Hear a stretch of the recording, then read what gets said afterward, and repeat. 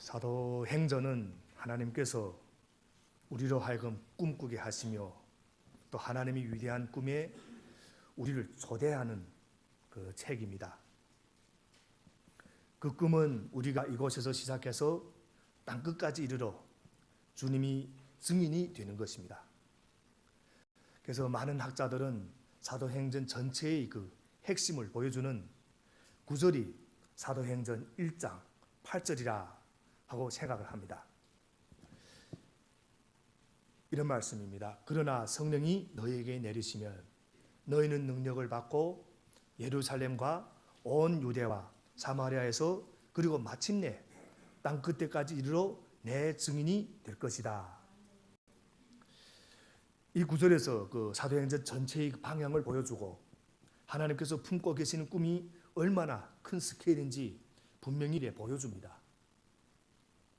예루살렘과 온 유대와 사마리아를 넘어 땅끝까지 예수님의 생명을 전해주시는 엄청난 일이 이제 될 것임을 암시해주는 말씀입니다. 놀랍게도 이 말씀은 이스라엘 땅을 한 번도 벗어난 적도 없는 제자들에게 이 말씀을 주셨다는 것입니다. 그런데 사도들이 이 일을 이루어냈고 지금까지 내려오고 있습니다. 사도행전에서 하나님은 이런 일이 가능할까? 이 심을 품을 수 있는 그런 상황에서 이스라엘 땅도 나간 적이 없는데 어떻게 땅끝까지 가겠는가 하는 그런 상황에서 인간적으로 불가능해 보이는 그런 현실 속에서도 꿈을 꾸게 하심으로써 그 일을 이루어 가시는 것입니다. 그렇다면 구체적으로 하나님은 어떤 꿈을 우리에게 주고 싶어 하는가? 오늘 본문이 바로 주님께서 땅끝까지 복음을 들고 나가고라는 또 우리와 함께 나누고 싶은 그 하나님 꿈을 오늘 본문이 구체적으로 보여줍니다. 그것은 한마디로 말하면 전혀 변할 것 같지 않던 굳은 마음과 강한 그런 인생도 변할 수 있다. 변할 것 같지 않던 사람도 변할 수 있다. 그래서 오늘 말씀은 사울이 예수 믿는 사람들을 잡아들이기 위해서 다마스쿠스, 다른 번역본에서는 다메섹이라고 번역했는데 좀 우리가 부르기 좋게 제가 부르기 좋게 다메섹으로 통일하겠습니다. 다메섹. 사울이 그 다메섹으로 가던 도중에 이 환상 가운데 찾아오신 그 예수님을 만나면서 이제 극적으로 회심하게 되는 그 내용이 오늘 본문의 내용입니다. 그리고 이후로 사울은 예수님을 박해하던 삶에서 이제는 반대로 예수님을 이름을 전하는 사람으로 완전히 그 정반대의 삶을 이렇게 살게 됩니다. 그래서 이런 사실을 보면 사람이 예수님을 만나는 것이 인생에 있어서 얼마나 중요한 일인지 우리는 또 이렇게 알 수가 있습니다. 그래서 오늘 하나님께서 우리로 하여금 품게 하시는 첫 번째 꿈은 어떤 인생이든지 바로 이렇게 주님을 만나면 변화된다 하는 것입니다. 어떤 인생이 주님을 만나면 변화된다. 어쩌면 너무나 당연한 말처럼 들릴 수 있습니다. 그런데 가장 중요한 말입니다. 오늘 본문이 바로 그것을 잘 보여주고 있습니다. 도저히 가망이 없는 것 같은 인생도 주님을 만나면 새롭게 변화될 수 있다는 것입니다. 그럼 우리가 사울이 어떤 사람인가? 오늘 본문을 통해서 우리 한번 살펴보겠습니다. 1절, 2절을 우리 함께 읽어보겠습니다. 사울을 1절, 2절 시작. 사울은 여전히 주님이 제자들을 위협하면서 살기를 띠고 있었다. 그는 대제사장에게 가서 다마스코에 있는 여러 회당으로 보내는 편지를 써달라고 하였다. 그는 그 도를 믿는 사람은 남자나 여자나 가리지 않고 닥치는 대로 묶어서 예루살렘으로 끌려오려는 것이다. 여기 1절에서 우리가 특별히 주목해 볼 단어가 하나였습니다. 그것은 여전히라는 단어입니다. 여전히. 이 사람은, 이 사울은 이전에도 그랬지만 이때도 여전히 살기가 등등해서 교회를 박해한 사람이었다 하는 것입니다. 도무지 복음을 위해 쓸 수가 없는 사람이고 그런 쪽으로는 희망이 없는 사람이라는 것을 보여줍니다. 그래서 사울은 처음부터 예수 믿는 사람 핍박하고 없애는 것을 자기 사명으로 알고 살아온 사람입니다. 교회를 박해하는 일에 목숨을 건 사람입니다. 그러니까 이런 사람을 하나님이 쓰셨다. 아주 놀라운 일인 겁니다. 그래서 오늘 본문이 강조하고 있는 것이 무엇인가? 이 모든 것은 다 놀라운 하나님의 은혜라 하는 것입니다. 하나님의 은혜. 이렇게 복음이 원수조차도 하나님은 부르시고 사용하신다. 이런 사람도 하나님이 사랑하신다. 결국 바울이 주님을 만나 새롭게 된 이 장면을 통해서 우리에게 주시는 메시지는 분명합니다. 우리가 땅끝으로 복음을 전하면서 나가다 보면 만나는 많은 사람들이 있습니다. 우리가 복음을 전하는 많은 사람들이 있습니다. 특히 이런 사람들이 있습니다. 아무리 해도 움직이지 않는 사람, 마음이 열리기는커녕 배석하는 사람, 아무리 그를 위해 기도해도 꼼짝도 않고 변화되지 않는 사람, 주변이나 가정에 있을 수 있습니다. 배우자가 될 수 있고 자녀가 될 수 있고 부모가 될 수 있고 형제자매 또 주변에 있는 이웃들이 될 수 있습니다. 그러나 그런 사람들 때문에 마음 아파하고 고민하며 기도하는 우리에게 소망을 줄 수 있는 말씀이 오늘 본문 말씀입니다. 그런 사람도 이렇게 사도 바울처럼 쓰임받는 사람들이 될 수 있다는 것입니다. 그래서 예수님을 이렇게 제대로 만나게 되면 누구든지 변화될 수 있습니다. 여러분, 예수님을 만나게 되면 인생이 새로워집니다. 예수님의 사랑은 인생을 근본적으로 변화시킬 수 있는 능력이 있기 때문에. 그러므로 중요한 것은 지금 우리 앞에 있는 어떤 현실이 아닙니다. 현실은 꿈쩍도 안 하고 변화도 없지만 그게 중요한 것이 아니라 하나님의 말씀에 우리에게 무엇을 알려주는가, 이것이 중요하다 하는 것입니다. 성령이 뭘 오라고 말씀하는가가 중요합니다. 그래서 아무리 불가능해 보이더라도 사람은 변할 수 있습니다. 사람은 변할 수 있습니다. 우리 오늘 보면 이 사도 바울보다 더 강한 사람이 어디 있겠습니까? 사실 우리 주변에 이 정도의 사람은 아마 없을 겁니다. 예수 믿는 사람들은 잡아 죽이겠다고 자기 등등해서 이리 뛰고 저리 뛰고, 시키지도 않았는데 체포 영장을 받아가지고 가는 사람, 가지고 예수님 믿는 사람들 잡으러 가는 사람. 그런데 이런 사람도 하나님이 변화시켰다면 누구든지 변화시킬 수 있다는 것이 오늘날 우리에게 주시는 소망의 메시지입니다. 그래서 지금 전혀 변하지 않는 분 때문에 우리가 마음 아파하고 기도하실 때 우리가 그렇게 너무 이렇게 포기하지 마시기 바랍니다. 주님이 때에 역사가 일어날 줄도 믿습니다. 그리고 여러분, 이렇게 우리가 소망을 갖는 것이 여기서 또 끝나는 것이 아닙니다. 우리가 소망만 갖게 하고 끝난다, 그렇지는 않습니다. 예수님을 만나면 이렇게 변한다, 그런 꿈을 가지고 나아가라, 이것이 오늘 또 본문이 전부 겨우는 아닙니다. 아주 재미있게 10절부터 19절에 한 이야기가 더 들어와 있습니다.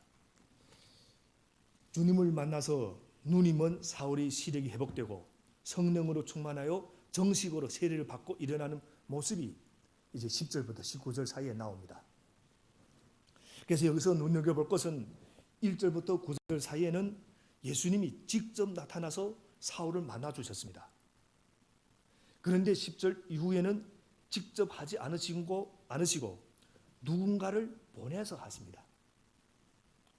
주님은 뒤에서 지휘하시고 인도하시고 누군가를 보내어 일을 계속하신다. 그 사람이 누군가? 오늘 본문에 등장하는 아나니아라는 사람입니다. 우리 10절부터 12절을 우리 함께 읽어보겠습니다. 10절부터 12절. 그런데 다마스쿠스에는 아나니아라는 제자가 있었다. 주님께서 환상 가운데서 아나니아 하고 부르시니 아나니아가 주님 여기 있습니다 하고 대답하였다. 주님께서 아나니아에게 말씀하셨다. 일어나서 곧은 길이라 부르는 거리로 가서 유다의 집에서 사울이라는 다소 사람을 찾아라. 그는 지금 기도하고 있다. 그는 환상 속에 아나니아라는 사람이 들어와서 자기에게 손을 얹어 시력을 회복시켜주는 것을 보았다. 이 말씀 보면 우리가 여기서 한 가지 의문이 생길 수 있습니다. 무슨 한 가지 질문하겠습니다. 왜 조금 전까지 예수님이 직접 만나셨습니다. 직접 말씀 주시고 직접 만나서 직접 일하시는 주님께서 계속 직접 하시면 되는데 왜 여기서는 이 아나니아라는 사람을 불러서 나머지 사역을 하게 하시는가? 사울을 부르시고 회복시키는데 이 아나니아라는 사람을 쓰시는 겁니다. 사실 이것이 또한 우리가 기억할 하나의 중요한 교훈입니다. 예수님을 만나면 어떤 인생이든지 변화될 수 있다는 그것뿐만 아니라 그렇게 변화되어 새로운 인생을 시작한 인생은 반드시 하나님 사람이 영적 도움과 교제가 필요하다 하는 사실입니다. 그래서 주님이 우리에게 교회를 주신 겁니다. 교회는 건물이나 조직이 아니라 예수님을 주로 고백하는 우리 사람들이 모임입니다. 교회는 사람이 공동체. 그래서 누구든지 예수님을 만나서 변화되는 사람은 온전히 변화되고 주님이 제자로 자라가기 위해서는 교회가 반드시 필요한 겁니다. 혼자서 믿는 신앙은 없습니다. 세상이 나를 위해 존재하고 내가 세상이 중심인 사람들로 가득한 것이 우리의 세상입니다. 우리도 크게 다르지 않을 겁니다. 오늘 우리 자리에 앉아있는 우리도 살다 보면 나 중심으로 살고 내 가족 중심으로 살지 다른 사람 중심으로 우리가 사는 것이 참 적습니다. 내게 정말 중요한 일이 있는데 교회를 더 우선하는가 내가 더 우선하는가. 우리는 잘 보면 내가 더 우선하는 경우가 더 많습니다. 교회는 항상 3등이 하면 4등 이 짝에 들어가 있습니다. 이렇게 전부 자기밖에 모르는 이 세상에서 하나님이 교회를 주신 이유가 바로 이겁니다. 왜 우리가 모여야 하는가? 예배드리며 하나님을 사랑하는 것을 배우게 됩니다. 또 더 나아가서 우리가 서로를 나누면서 다른 사람을 먼저 생각하고 다른 사람을 섬기는 것을 우리가 배우게 되는 것입니다. 내가 아니라 다른 사람도 하나님이 사랑하는구나. 다른 사람을 섬겨야 하는구나. 이런 것들을 우리가 교회를 통해서 배우게 되는 것입니다. 그럼 이렇게 다른 사람을 섬기면 누구에게 유익한가? 우리 잠깐 이런 데 착각하면 안 됩니다. 그 사람에게 유익하다. 잠깐 이런 착각하면 안 됩니다. 나에게 유익합니다. 내가 주님이 제자로 살아가는 것입니다. 그래서 우리가 믿는 예수님은 항상 남을 위해서 사셨고 우리를 위해서 생명까지 내어주신 그런 분이십니다. 그분을 따르는 사람들이 또 그리스도인입니다. 여러분 주님을 만난 사울이 어둠에서 빛으로 나오게 됐는데 아직 온전하진 않았습니다. 예수님을 만났습니다. 그런데 사울이 이제 위대한 사도 바울이 됩니다. 후에 쭉 구장부터 이제 쭉 보면 아주 위대한 사도 바울이 됩니다. 그런데 사도 바울이 인생 가운데서 아주 중요한 역할을 한 인물이 세 명이 등장합니다. 성경에서.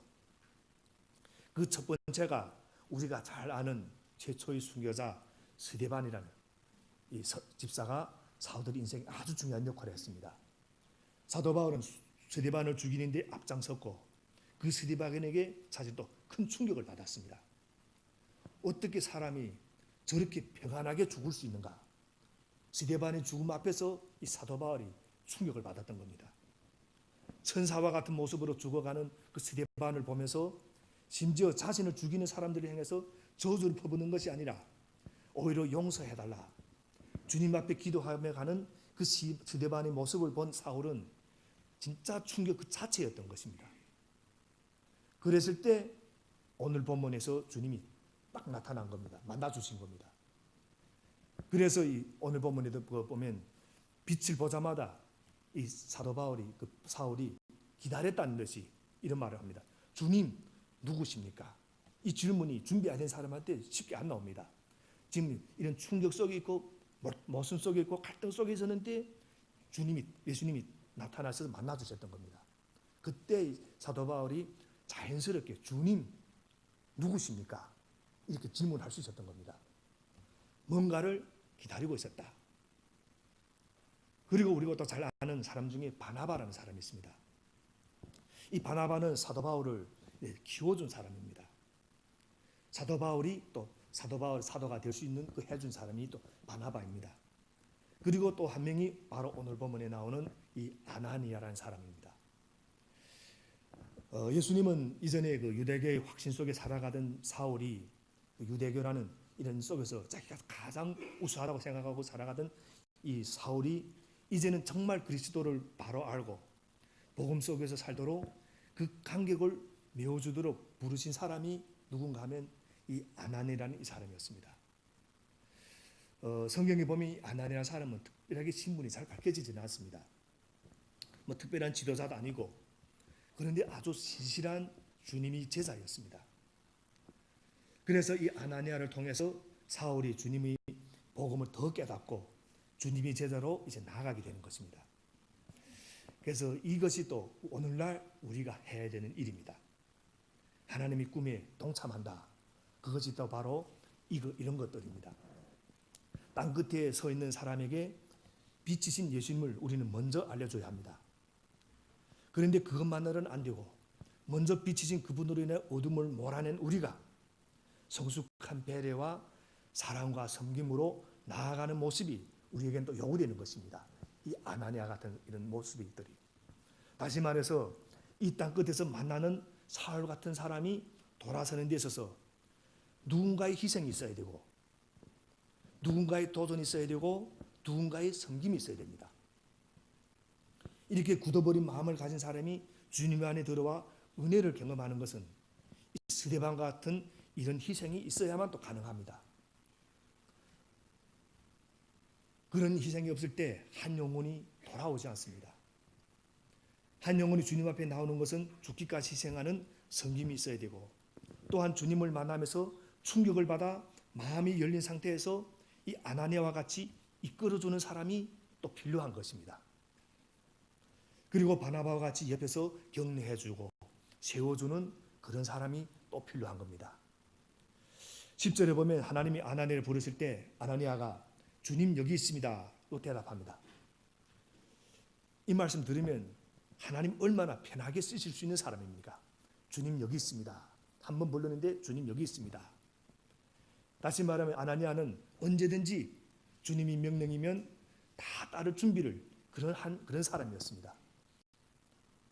물론 오늘 본문에 보면 잠시 아나니아가 좀 편견 때문에 조금 꺼려하는 순간도 있었습니다.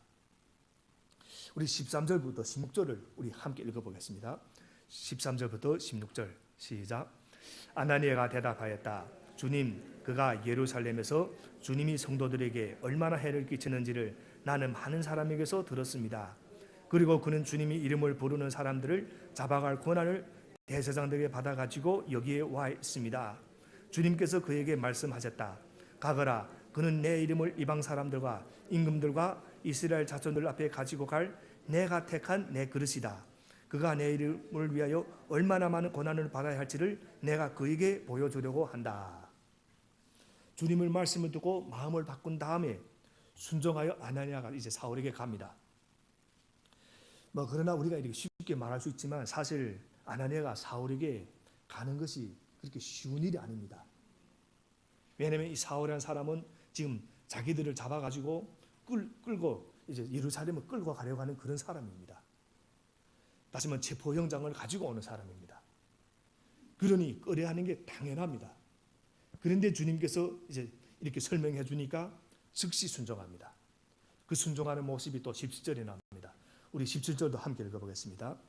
그래서 아나니아가 떠나서 그 집에 들어가 사울에게 손을 얹고 형제 사울이여 그대가 오는 도중에 그대에게 나타나신 주 예수께서 나를 보내셨소.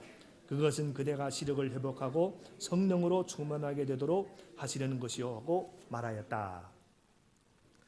여기서 그 아나니아가 사울에게 말할 때 여기서 금방 읽은 17절을 보면 이 원수 사울아 이렇게 하지 않고 형제 사울아 하고 형제라는 거 불러줍니다. 사실 그때 당시 형제라 이 말은 같은 믿는 사람들끼리 부르는 그런 칭호입니다. 그러니까 이제 같이 주님을 믿는 사람으로 인정해 주고 있다 하는 말씀이 됩니다. 하나님의 자녀로 인정하며 너도 우리 공동체의 일원이다 하고 인정해 준다 하는 말씀입니다. 사울이 지금 눈이 안 보이는 상태에서 이 말을 들었을 때 저는 상상해도 얼마나 큰 감동을 받았을까 한번 사도 바울이 돌아가서 생각해 봅니다. 아니 지금 자기들을 잡아 죽이러 온 나를 형제라고 불러준다. 형제라고 불러준다. 아주 놀라운 것입니다. 여러분, 한 사람이 주님 앞에서 변화되는 것은 교리 때문에 변화되는 것이 아니고 사랑 때문에 변화가 됩니다. 형제로 대접해주고 자매로 대접해주고 진짜 사랑을 베풀어 주는 것을 경험할 때 변화가 되는 것입니다. 그래서 이 아나니아는 사울이 예수 그리스도 공동체 안에 공식적으로 들어올 수 있는 토대를 이렇게 마련해 줍니다. 그리고 나중에 완전히 그를 교회 안에 끌어들여온 사람이 이제 바나바라는 사람이 또 끌어들어옵니다. 18절부터 19절도 우리 함께 읽겠습니다. 18절, 19절 시작. 곧 사울의 눈에서 비늘 같은 것이 떨어져 나가고 그는 시력을 회복하였다. 그리고 그는 일어나서 세례를 받고 음식을 먹고 힘을 얻었다. 사울은 힘을 얻었다. 성령 충만하고 세례받고 음식을 먹고 강건해집니다. 이제 앞으로 온전한 변화의 지점으로 힘차게 나갈 것을 암시해주고 있는 구절입니다. 우리가 보통 우리 주님을 이렇게 원망할 때가 있습니다. 주님, 왜 이 사람을 이렇게도 변화시켜주지 않습니까? 좀 변화됐으면 좋겠는데 왜 이렇게 기도하는데도 이 사람이 이렇게 변화되지 않습니까? 계속 똑같은 잘못을 계속 범합니까? 우리 자녀들 위해서 기도할 때도 그렇습니다. 저 자녀 왜 우리 아는 저렇게 변하지 않는가? 그런데 사실은 예수님께서는 이미 그 사람이 마음을 열어놓을 수 놓고 있었던 겁니다. 문제는 내가 이 아나니아의 역할을 안에서 변화가 안 될 수 있습니다. 하나님은 이미 만나주시고 이 마음을 다 열어놓은 상태인데 내가 지금 아나니아의 역할을 하지 않은 것입니다. 그래서 우리는 주님 왜 저 사람 변화시키지 않습니까? 그렇게 말할 것이 아니라 내가 할 일을 해야 되는 것입니다. 아나니아와 같은 역할을 감당해야 되고 나를 쓰시도록 해야 되는 것입니다. 자꾸 내 상식과 경험에 갇혀서 이건 안 되고 저건 안 되고 그렇게 할 것이 아니라 그냥 순종하는 겁니다. 주님이 가라고 하시니까 가서 섬기는 거고 싫어도 가서 섬기고 또 사람이 하나님께 돌아오는 역사가 일어나기 위해서 그 한 영혼이 주님을 만나야 할 뿐만 아니라 이런 성숙한 아나니아 같은 사람을 한 사람이 한 영혼은 만나야 됩니다. 그래서 어떤 경우에는 성숙한 아나니아에서 또 주님을 만나는 경우가 많이 있습니다. 주님의 사랑을 먼저 깨닫고 예수님을 먼저 믿은 사람들이 안 믿는 사람들이 나가지 않으면 이 세상은 주님께로 돌아올 길이가 없는 것입니다. 한 영혼이 주님께 돌아오는 데는 누군가가 그 역할을 감당하는 사람이 있습니다. 스데반과 같은 사람, 아나니아와 같은 사람, 바나바와 같은 사람들. 이렇게 한 영혼을 구원하기 위해 같이 기도하고 섬기고 초청하는 가운데서 한 영혼이 주님께 돌아오게 되면 아주 얼마나 기쁘고 놀라운 일입니까? 또 얼마나 감사한 일입니까?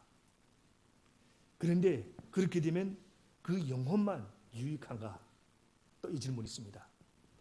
당연히 그 과정을 담당한 그 사람, 아나니아와 같은 사람이 엄청난 복을 누리게 됩니다. 엄청난 또 은혜를 맛보게 되고. 여러분, 제가 왜 이 목사의 길을 걷는지 아십니까? 목사의 길이 어떨 때는 힘듭니다. 그런데 이 목사의 길 가운데 제가 여러분들 추천합니다. 목사의 길 걸으라고. 이거는 왜냐면 여기면은 목사의 길을 감당하는 자만이 느낄 수 있는 기쁨이 있습니다.